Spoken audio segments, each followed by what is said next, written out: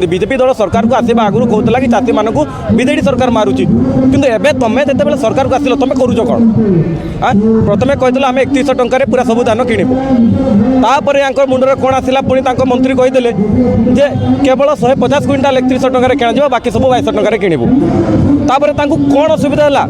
कौन से मद पीकी से जिन कहते ना कौन के भगवान को जना तो पुणी कहते आम सब धान किणु अपेक्षा कर अरे अपेक्षा केते दिन करेंगे जदि एवं कौन एवं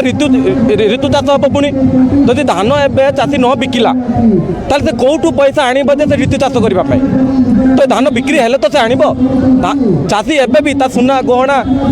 बैंक रे गहना रखिकी से चाष कर किए दब ताकू जिते प्रश्न पचार सरकार पचार से कहते तुम चाषी कि